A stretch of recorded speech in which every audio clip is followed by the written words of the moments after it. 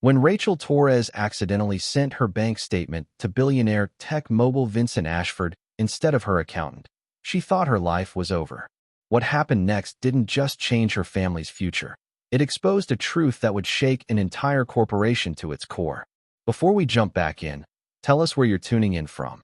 And if this story touches you, make sure you're subscribed, because tomorrow, I've saved something extra special for you. Rachel Torres's hands trembled as she stared at the confirmation email on her cracked phone screen.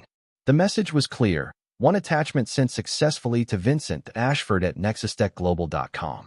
Her bank statement, the one showing a balance of $147.52 after paying her landlord, buying groceries, and covering her 6-year-old daughter Lily's asthma medication.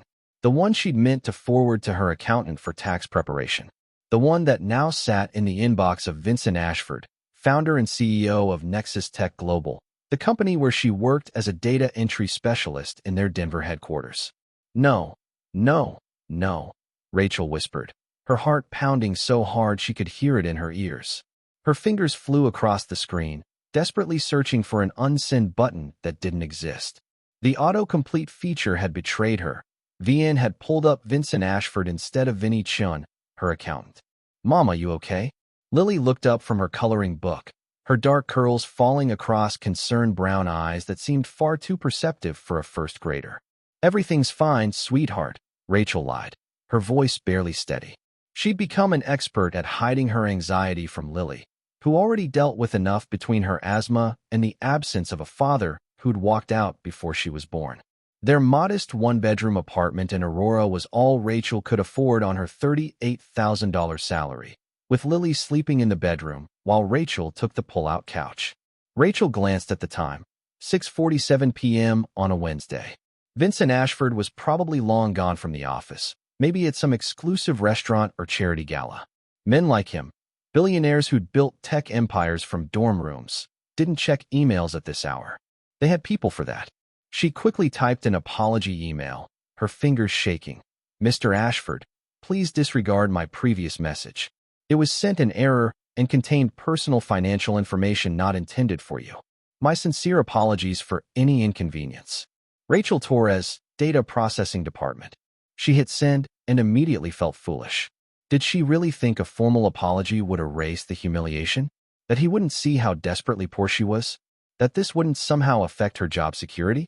Rachel had been with Nexus Tech for 2 years, hired after completing an online certificate program while working nights at a grocery store. The job had been a miracle, benefits, steady hours, weekends off to spend with Lily. She couldn't lose it. Not when Lily's specialist appointments cost $75 each, even with insurance. Not when they were finally stable for the first time in years. Sleep didn't come that night. Rachel lay on her lumpy pull-out couch, running through worst-case scenarios. Would he think she was unprofessional? Careless? Would this tiny mistake be the thing that got her flagged during the next round of operational efficiency reviews? Corporate speak for layoffs? The next morning arrived too quickly. Rachel got Lily ready for school, packed her lunch with the careful precision of someone who'd learned to stretch every dollar, and dropped her at Meadowbrook Elementary before the 45-minute commute downtown. All morning, Rachel kept her head down, processing data entries with mechanical efficiency. By lunch, she'd almost convinced herself that Vincent Ashford's assistant had deleted the email without him ever seeing it. Men that wealthy probably received hundreds of emails daily. Hers would be lost in the noise. Then her desk phone rang at 2:17 p.m. Rachel Torres. The voice was crisp, professional, unfamiliar. "Speaking. This is Patricia Huang from Mr. Ashford's executive office. He'd like to see you at 4 p.m. today. 10th floor, suite 1001. Rachel's stomach dropped to her feet. "May I ask what this is regarding?" Mr. Ashford didn't provide specifics. "Please be punctual." The line went dead. Rachel's co-worker, Jamie Park, appeared at her cubicle within minutes. The office grapevine worked faster than their internal server. "You got called to the executive floor?" Jamie's eyes were wide. "Nobody from data processing ever goes up there." "What did you do?" Rachel explained the email mishap, her voice barely above a whisper. "That's it. He's calling you in for that." Jamie frowned. "Seems extreme. Maybe it's about that error you caught last month that saved the company like $200,000. Rachel wanted to believe her friend, but the knot in her stomach suggested otherwise. She spent the next hour and a half in a fog of anxiety, barely touching her lunch, obsessively checking her appearance in the bathroom mirror. At 3:55 p.m., Rachel stood outside the elevator that serviced the executive floors, her worn blazer suddenly feeling threadbare compared to the designer suits flowing past her. She pressed the button for the 10th floor, watching the numbers climb as her heart hammered against her ribs. When the doors opened, she stepped into a different world entirely, one of floor-to-ceiling windows, modern art, and the kind of quiet that money buys. Patricia Huang, an elegant woman in her 50s, gestured toward a leather chair. "Mr. Ashford is finishing a call. He'll see you shortly." Rachel perched on the edge of the seat, hands folded tightly in her lap, trying not to think about how a single chair in this waiting area probably cost more than her monthly rent. On the wall hung a massive photograph of Vincent Ashford receiving some tech industry award. He looked younger than she'd expected, maybe late 30s, with sharp features, intelligent dark eyes, and the kind of confidence that came from building a billion-dollar company before age 40. "Miss Torres." Patricia's voice cut through her spiraling thoughts. "Mr. Ashford will see you now." Rachel stood on shaking legs and walked toward the door that would either end her career or somehow, impossibly, change everything. Vincent Ashford's office was nothing like Rachel had imagined. Yes, there was the expected floor-to-ceiling window overlooking Denver's skyline, the sleek minimalist desk, the awards discreetly displayed on floating shelves.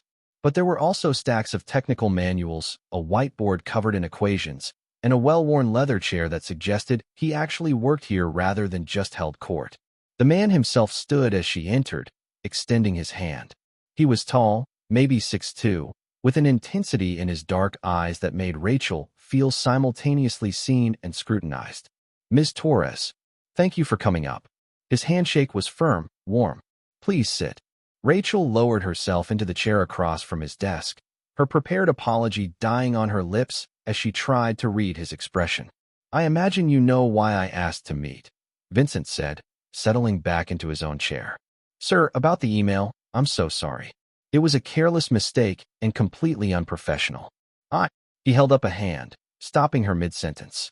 "Actually, I'm glad it happened." Rachel blinked. "I'm sorry, what?" Vincent opened a folder on his desk. Her employee file, she realized with a jolt. "You've been with Nexus Tech for 2 years. Your accuracy rate is 99.7%, which is exceptional in data processing. Last month, you flagged a billing error that saved us $187,000. He looked up. "Yet according to this, you're earning barely above entry-level wages." Rachel's mouth went dry. This was not the conversation she'd expected. "When I saw your bank statement," Vincent continued, his tone matter-of-fact but not unkind, "I did something I probably shouldn't have. I looked into your compensation history. The numbers don't make sense, Ms. Torres. How are you managing?" The directness of his question caught her completely off guard. Pride warred with exhaustion, and exhaustion won. "Very carefully," she admitted quietly. "1 month at a time." Something shifted in Vincent's expression, not pity, but recognition. "Family in the area? Support system?" "No, sir. My parents passed away when I was in college. It's just me and my daughter." "Your daughter?" he repeated, making a note. "How old?" 6. "Lily." Rachel hesitated, then added, "She has asthma. The specialist visits and medications are manageable. We manage." Vincent closed the folder with decisive finality. "Here's what's going to happen, Ms. Torres. First, you're getting an immediate raise, 35%, which brings you closer to what someone with your skill set should be earning. Second, I'm transferring you to our analytics quality control team. The position comes with better benefits, including a healthcare plan with significantly lower out-of-pocket costs for specialist care." Rachel felt the room tilt slightly. This couldn't be real. Things like this didn't happen to people like her. I don't understand." "What?" Vincent leaned back in his chair, and for the first time, his corporate facade cracked slightly. 6 years ago, I was coding in a studio apartment in Boulder, eating ramen, wondering if my startup would survive another quarter. I sent a panicked email to a potential investor. Wrong person, complete stranger. Instead of ignoring it, he called me, asked me questions, took a chance on someone he had no reason to believe in. He paused, his gaze distant for a moment before refocusing on Rachel. That investor was Edward Chun. He's gone now, passed away last year. But he taught me that sometimes the most important thing a person with resources can do is actually see the people around them. Your email reminded me I'd stopped doing that. Rachel struggled to process his words. It's incredibly generous, but I don't know what to say. Say yes, Vincent replied simply. Yes. Of course yes. Thank you. The words felt inadequate for the magnitude of what was happening. Patricia will handle all the paperwork. You'll start your new position Monday. He stood, signaling the meeting was ending, but then added, one more thing, Miss Torres. I have a project I could use your perspective on. Would you be available Saturday morning? It's related to a community initiative we're developing. Rachel nodded, still dazed. Yes, I can make that work. Excellent. Patricia will send you the details. He walked her to the door, then paused. And Rachel, that mistake you made with the email? Sometimes our accidents reveal exactly what needs attention. Don't apologize for that. As Rachel rode the elevator back down to her floor, she caught her reflection in the polished doors. She looked the same worn blazer, same tired eyes, but something fundamental had shifted. For the first time in years, the crushing weight of constant financial anxiety had lightened, just slightly. Her phone buzzed with an email from HR confirming her raise and transfer. It was real. All of it was real. But as she returned to her cubicle, one question lingered. What kind of community initiative required her input on a Saturday morning? And why had Vincent Ashford's expression shifted when he mentioned it, becoming somehow more personal, more vulnerable? Jamie appeared at her desk immediately. Well, are you fired? Promoted? What happened? Rachel looked at her friend and started laughing, a slightly manic sound that came from relief and disbelief mixing together. I think, she said slowly, I just got the strangest second chance of my life. The weekend arrived faster than Rachel expected. Saturday morning, she drove Lily to her best friend Mia's house for a playdate, then headed to the address Patricia had sent, a community center in the Five Points neighborhood, one of Denver's historically underserved areas.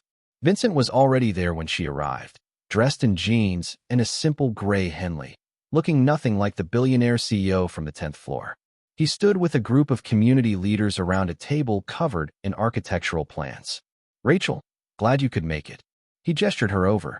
Everyone, this is Rachel Torres, one of our team members who will be helping with the assessment phase. Assessment phase of what? Rachel still wasn't entirely sure. But as Vincent explained the project over the next hour, clarity emerged. Nexus Tech was developing a digital literacy and job training center, but Vincent wanted input from people who actually understood the barriers faced by working families.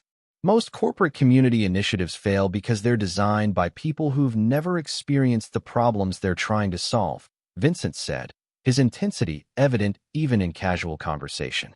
I don't want another tax write-off disguised as charity. I want something that actually works. Rachel found herself speaking up more than she'd intended, sharing her own experiences navigating online job applications, affordable internet access, childcare scheduling conflicts. Vincent listened with complete focus, asking follow-up questions, taking notes himself rather than delegating to an assistant. Over the following weeks, Rachel's life transformed in ways both dramatic and subtle. The raise meant Lily could finally have her own bedroom. They'd moved to a 2-bedroom apartment in a safer neighborhood with better schools. The new health insurance covered Lily's specialist visits with just a $20 copay instead of $75. But it was the smaller changes that surprised Rachel most.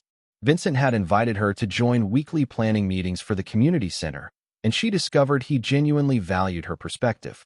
He remembered details, that Lily loved dinosaurs, that Rachel had studied computer science before dropping out when her parents died, that she took the 6:15 a.m. bus to afford off-peak fares. You studied CS? Vincent had asked during one meeting, surprise evident in his voice. Why aren't you in a technical role? Rachel shrugged. No degree. Can't afford to go back and finish. Data entry was the best I could get. 2 days later, Patricia called her. Nexus Tech had a tuition reimbursement program Rachel qualified for. She could finish her degree online while working. I didn't apply for this, Rachel said, bewildered. Mr. Ashford flagged your file for review. The program exists, you simply weren't aware of it. Rachel wanted to feel grateful, but a small voice whispered warnings. This was too much, too fast. Men didn't do things like this without expecting something in return. did they? Her ex had taught her that lesson thoroughly. Yet Vincent's behavior remained consistently professional. Friendly, yes. Increasingly personal in conversation, certainly. But never inappropriate. Never crossing boundaries that would make her uncomfortable. It was Lily who broke through Rachel's careful defenses. They'd been invited to a community center planning meeting that included a weekend barbecue for the neighborhood families who'd be served by the program. Vincent was there, helping flip burgers with the same focused intensity he brought to everything, looking oddly natural in an apron. Lily, never one for shyness, marched right up to him. "Are you the man who helped my mama?" Vincent crouched down to her eye level. "I think your mama helped herself. I just listened. She says you're very smart and very kind." Lily studied him with the serious evaluation only 6-year-olds can manage. "Do you have kids?" Something flickered across Vincent's face. Pain, quickly masked. "No, I don't." "That's sad," Lily declared. "You'd be a good dad. You have nice eyes." Rachel rushed over, mortified. "Lily, we don't." "It's okay," Vincent said quietly, straightening up. His gaze met Rachel's, and she saw something raw there, quickly shuddered. "She's right. It is sad." Later, as they walked to Rachel's car, Lily swinging between them, Vincent spoke again. "My wife, Claire, wanted children. We tried for years. Then she got sick, pancreatic cancer. We had 8 months from diagnosis to—" He trailed off. "I'm so sorry," Rachel said, her throat tight. "It's been 3 years. Everyone says it gets easier." Vincent's jaw tightened. "Mostly it just gets different." Rachel understood that completely. Grief didn't shrink. You just grew around it, built a life that accommodated the empty spaces. The community center, Vincent continued. Claire started planning it before she died. She grew up in 5 Points, put herself through college working 3 jobs. She never forgot where she came from. "I'm just trying to finish what she started." Suddenly, everything clicked into place. Why this mattered so much to him. Why he'd responded to Rachel's accidental email with such immediate action. Why he seemed driven by something deeper than profit margins. Over the next month, their collaboration deepened. Rachel brought Lily to several weekend planning sessions when childcare fell through, and Vincent proved surprisingly good with her daughter, patient with her endless questions, genuinely interested in her dinosaur facts. Rachel caught herself watching him sometimes, noticing details she had no business noticing. The way his whole face changed when he smiled genuinely. How he always remembered everyone's coffee order. The careful way he listened, like every word mattered. It was dangerous territory, she knew. He was still her boss, still a billionaire, still living in a completely different world. Yet the way he looked at her sometimes suggested he was navigating similar dangerous thoughts. Then came the email that shattered their careful equilibrium. Rachel's computer pinged with a message from an address she didn't recognize. The subject line read, "Concerns regarding employee conduct." Inside was a detailed breakdown of every interaction between her and Vincent over the past 2 months, presented in the worst possible light. Implications of favoritism, suggestions of impropriety, and a final paragraph that made Rachel's blood run cold. "Ms. Torres is offered a lateral transfer to our Seattle office, effective immediately, with a 15% salary increase and relocation assistance. This opportunity will allow her to advance her career while removing any appearance of conflict of interest. Response required by Monday, 5 p.m. It was signed by Gerald Morrison, Nexus Tech's chief operating officer, and, according to office gossip, Vincent's most vocal internal critic. Rachel's hands shook as she read it a second time, then a third. Everything she'd built over these past months, the stability, the hope, Lily's happiness in her new school, suddenly hung in the balance. Her phone buzzed. A text from Vincent. "Can we talk? Something's come up." Rachel found Vincent in an empty conference room on the 8th floor, standing by the window with his back to the door. His posture was rigid, hands shoved deep in his pockets. "You got the email from Gerald?" he said without turning around. It wasn't a question. 20 minutes ago. Rachel closed the door behind her, her heart hammering. "Vincent, what's happening?" He finally turned to face her, and she was startled by the anger in his eyes, not directed at her, but simmering beneath his controlled exterior.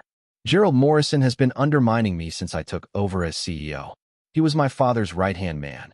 Believes the company should prioritize quarterly profits over everything else.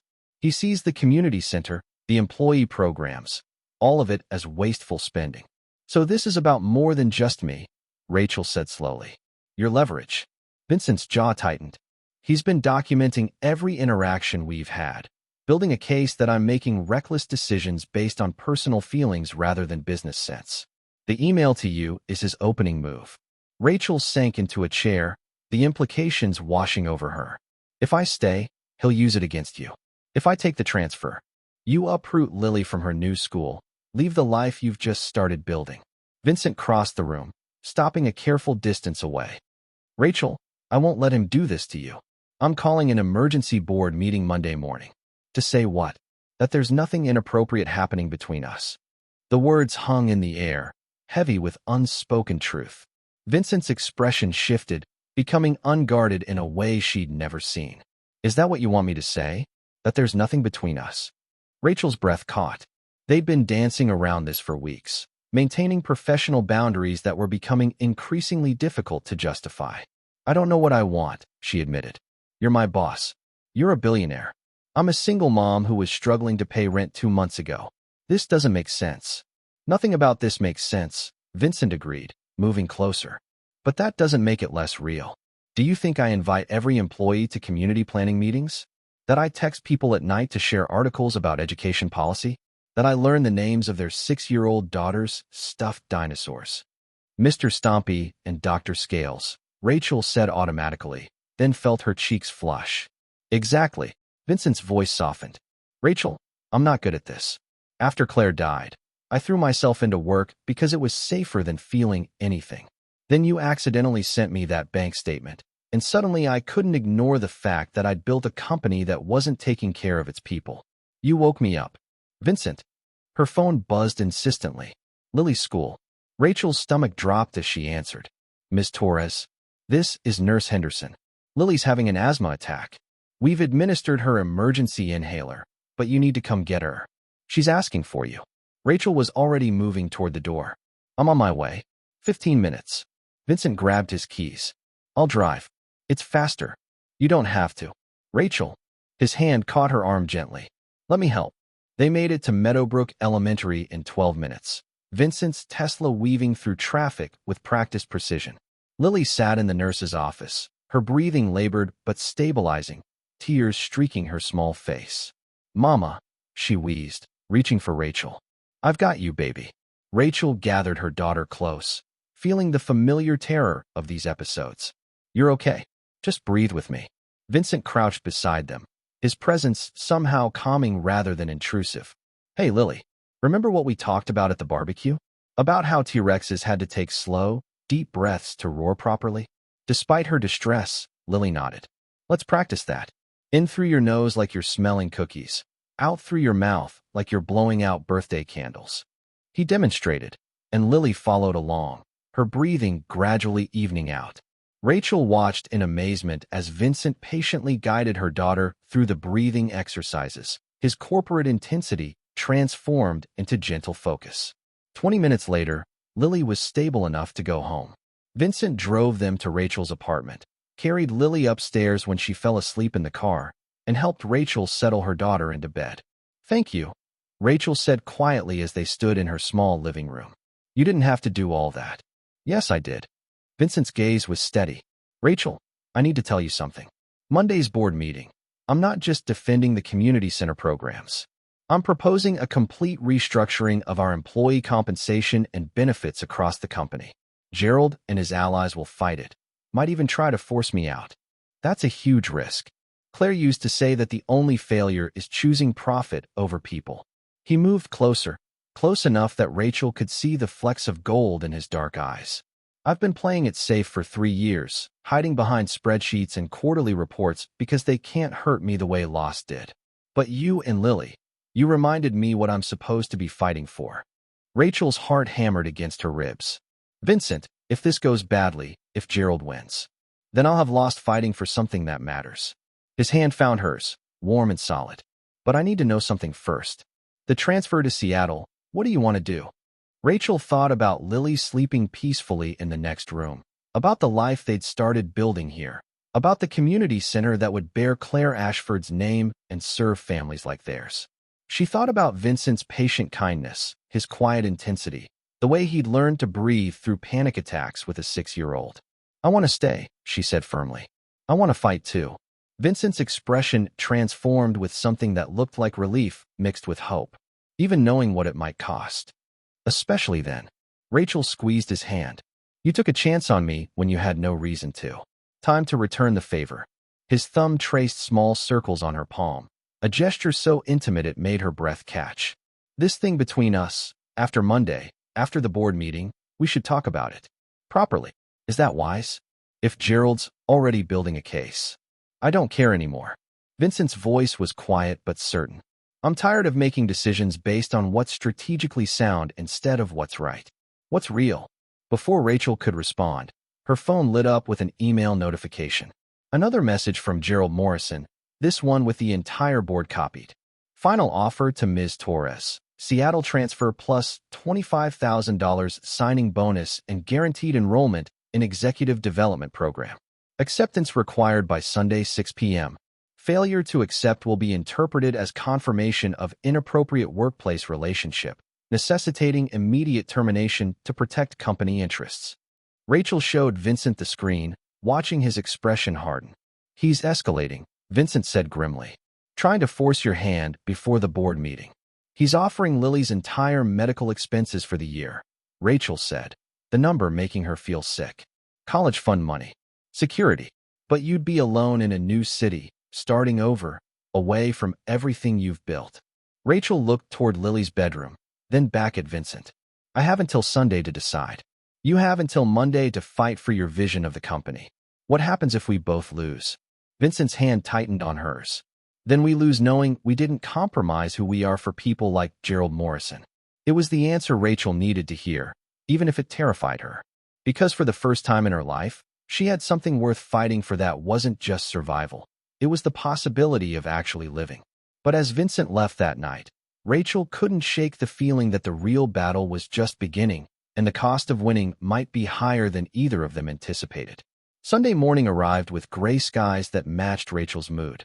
She'd barely slept, turning Gerald's offer over in her mind throughout the restless night. $25,000. Executive Development Program. A clear path forward that didn't involve corporate warfare or risking everything on uncertain outcomes. Lily sat at their small kitchen table, carefully coloring a picture she'd drawn, Rachel and Vincent standing on either side of her, all three holding hands. Children saw things adults tried to rationalize away. "Are we going to stay here, Mama?" Lily asked without looking up from her crayons. Rachel's throat tightened. "Why do you ask, sweetheart?" "Because you have that face you get when you're worried about money, but also the face you get when you're worried about being happy." Lily looked up with those two perceptive brown eyes.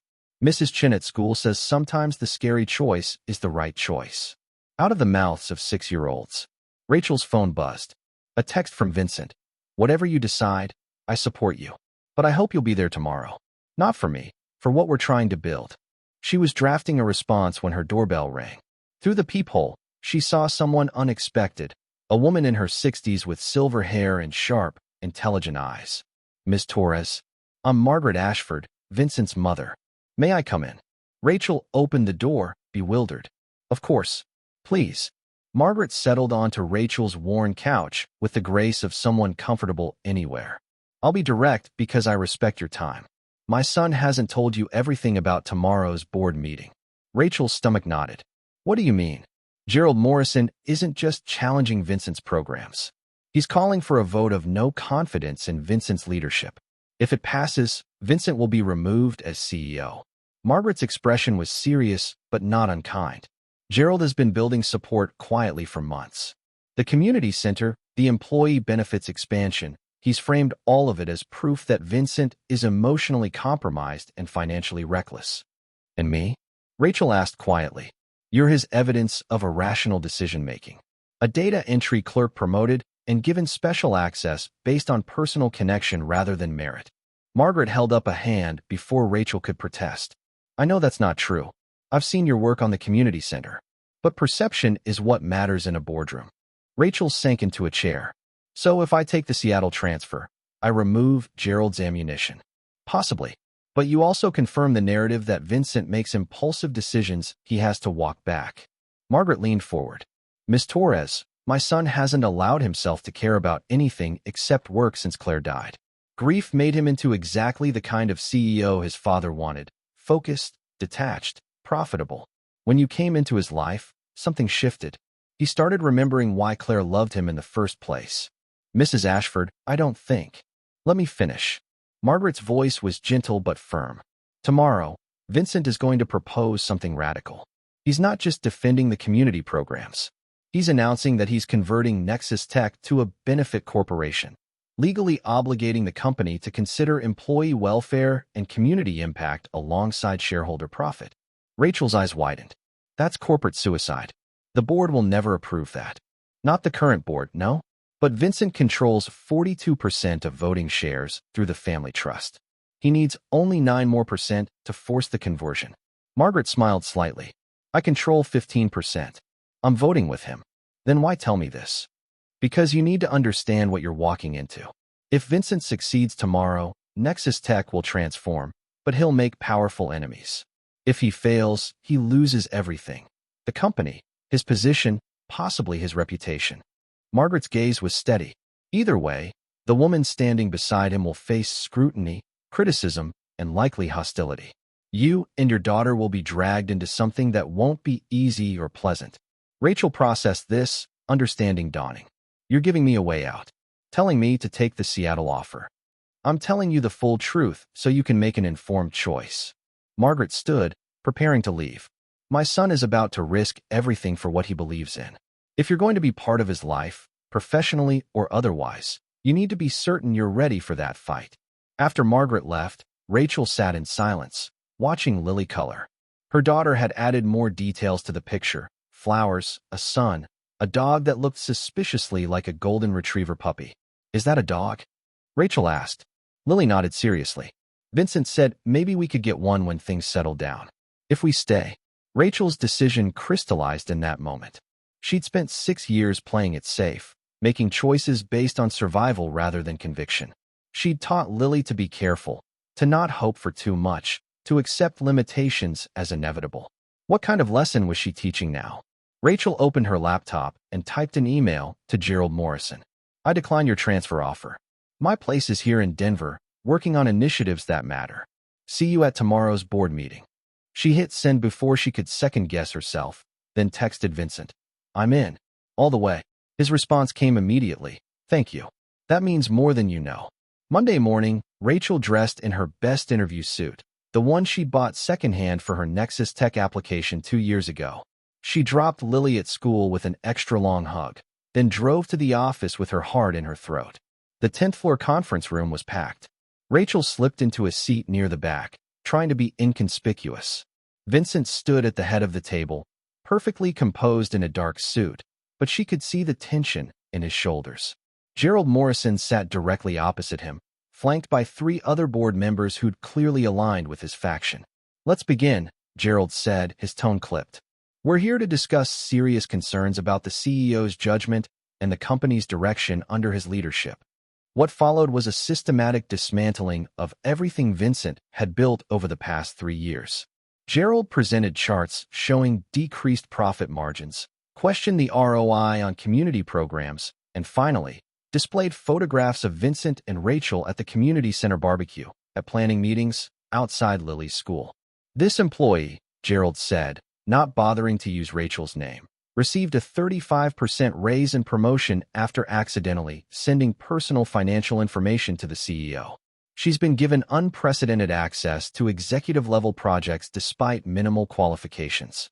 This is precisely the kind of emotional decision-making that's compromising our fiduciary responsibility to shareholders. Rachel felt every eye in the room turn toward her. Heat crawled up her neck, but she kept her expression neutral. Vincent didn't flinch. You're right, Gerald.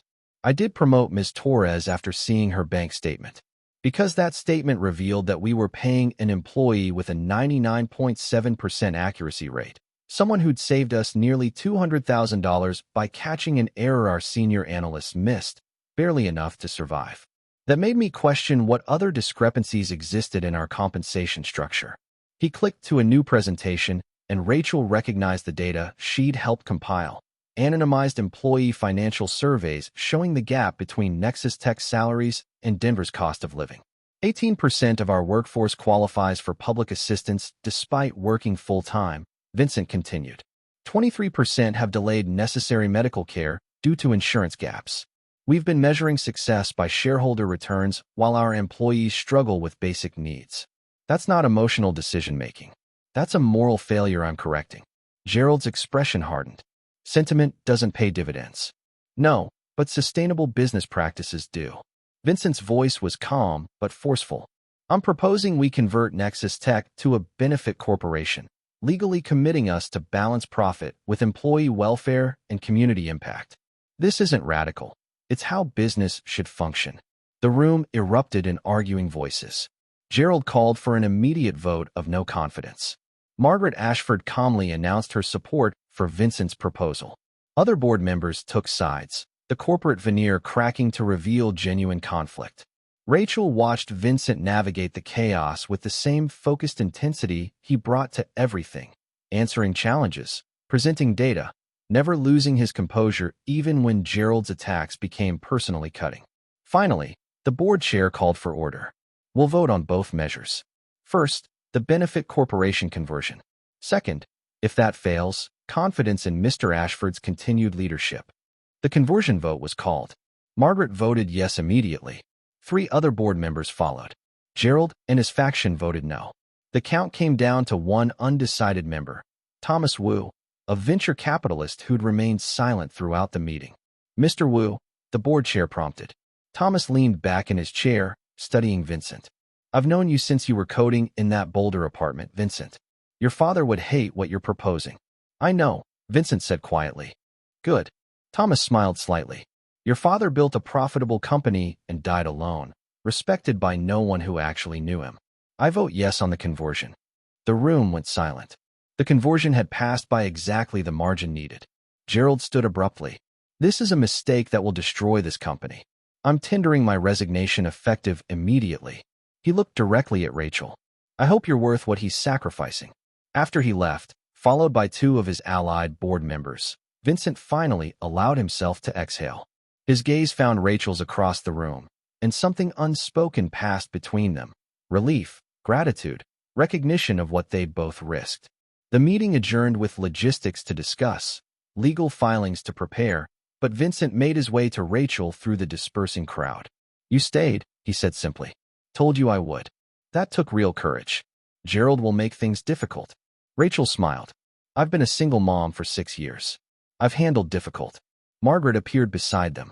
Vincent, the press is already calling about the conversion announcement. You should prepare a statement. She looked at Rachel. And you should be ready. They'll dig into your background, question the timeline of your promotion. It won't be pleasant. I know, Rachel said steadily. But I'm not hiding. We did nothing wrong. Vincent's hand found hers briefly, a gesture of solidarity that Margaret noted with an approving nod. Over the following weeks, the transformation of Nexus Tech made national headlines. Some praised Vincent's bold move toward ethical capitalism. Others predicted financial disaster. Gerald Morrison gave multiple interviews suggesting impropriety in Vincent's relationship with Rachel. Through it all, Rachel focused on her work, now officially leading the community center project alongside finishing her computer science degree online. Vincent remained her boss, but something had shifted between them. The professional boundaries were still there, carefully maintained, but filled with a warmth that suggested possibility. 3 months after the board meeting, the Claire Ashford Community Center opened in 5 Points. The building was beautiful, state-of-the-art technology labs alongside childcare facilities, job training programs, and healthcare resources all under one roof. Rachel stood at the ribbon-cutting ceremony with Lily beside her and Vincent at her shoulder, watching families stream through the doors. People who looked like her, who'd struggled like she had, now accessing opportunities that could change their trajectories. Your wife would be proud, Rachel said quietly to Vincent. So would my mother, he replied, nodding toward Margaret, who was enthusiastically showing a group of teenagers the coding lab. Lily tugged on Vincent's sleeve. Can I show you the dinosaur books they have in the kids section? Absolutely. Lead the way. Rachel watched them go, her 6-year-old chattering about velociraptors while a billionaire so listened with complete attention. 6 months ago, this would have seemed impossible. Her phone buzzed with an email notification. The subject line made her smile. Scholarship Award. Full ride computer science program. She'd applied on a whim, never expecting to actually receive it. But apparently her work on the community center project, combined with her academic record, had impressed the selection committee. Vincent returned from the dinosaur book excursion to find Rachel grinning at her phone. Good news. The best. She showed him the email. I can finish my degree without the tuition reimbursement program, which means I'm not technically your employee anymore in that capacity. Vincent's expression shifted, understanding dawning. Rachel, I know we need to be careful. I know people are watching. But that scholarship changes things, doesn't it? The power dynamic, the appearance of impropriety. Are you saying what I think you're saying? Rachel took a breath, gathering courage. I'm saying that maybe, after an appropriate waiting period, and with complete transparency, we could stop pretending there's nothing between us. Vincent's smile was genuine, transforming his entire face. How appropriate a waiting period are we talking? Well, the scholarship doesn't start until fall semester. That's 4 months away. Plenty of time for me to establish myself in my new role, for the community center to prove its value, for the dust to settle from the benefit corporation conversion. For months, Vincent repeated. I can work with that timeline. Lily reappeared, carrying a stuffed triceratops from the center's gift shop. Vincent bought me Mr. Three Horns. Can we get ice cream to celebrate? Rachel looked at Vincent, who shrugged with exaggerated innocence. What? The gift shop proceeds support the center's programs. It's fiscally responsible spoiling. They got ice cream. The three of them sat on a bench outside the community center, watching the sun set over Denver, while Lily described the complex social hierarchy of dinosaurs and her plans to become a paleontologist. It wasn't perfect. Rachel still had student loans. Vincent still faced criticism for the benefit corporation conversion, and Gerald Morrison was reportedly planning to start a rival firm. But sitting there with melting ice cream and a 6-year-old's laughter and the warmth of Vincent's arm casually draped behind her on the bench, Rachel felt something she hadn't experienced in years. Genuine hope for the future. Her phone buzzed one more time. A text from an unknown number. Saw the news about the community center. Wanted to say I'm sorry for how things ended. You deserve better. Marcus, her ex-husband, appearing after 6 years of silence, probably prompted by seeing her name in articles about Vincent and Nexus Tech. Rachel deleted the message without responding. That chapter was closed. This one, messy, uncertain, but filled with real connection and purpose, was just beginning. What are you thinking about? Vincent asked quietly while Lily chased a butterfly across the grass. That sometimes the best things in life come from mistakes, Rachel said. Like sending a bank statement to the wrong person. Vincent's hand found hers. Best mistake I ever received. For months later, when Rachel walked across the stage to accept her computer science degree, Vincent and Lily were in the front row cheering. Margaret sat beside them, beaming with grandmotherly pride despite having no biological claim to either Rachel or Lily. The community center was thriving, serving 500 families in its first quarter. Nexus Tech stock had initially dropped after the benefit corporation conversion, then slowly climbed as investors recognized the long-term value of sustainable practices. And when Vincent finally asked Rachel to dinner, a real date, publicly acknowledged, carefully timed after she'd established herself in her new senior analyst role, she said yes without hesitation. They took it slow, mindful of Lily's adjustment, conscious of remaining professional scrutiny. But some things were worth the patience, worth the complexity, worth the risk of choosing love over safety. A year after that accidental email, Rachel stood in Vincent's home office, the same room where he'd first framed her mistaken bank statement. The document still hung on the wall, a reminder of how radically life could change in unexpected moments. Below it now hung something new, Lily's crayon drawing of 3 people holding hands, professionally framed. Vincent had hung it there himself, calling it his most valuable piece of art. Ready? Vincent asked, appearing in the doorway wearing a suit but looking nervous in a way board meetings never made him. Ready, Rachel confirmed, smoothing her dress.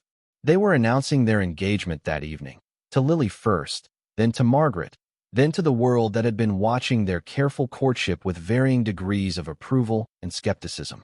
Rachel knew there would be criticism, invasive questions, people who would always see her as the opportunistic employee who landed a billionaire.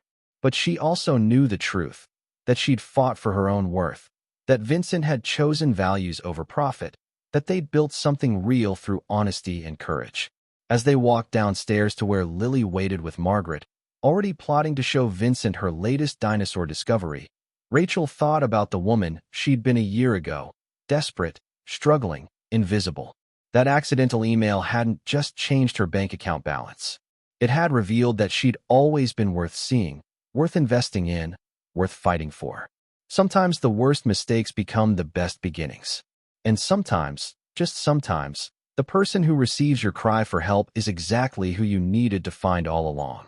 Up next, you've got two more standout stories right on your screen. If this one hits the mark, you won't want to pass these up.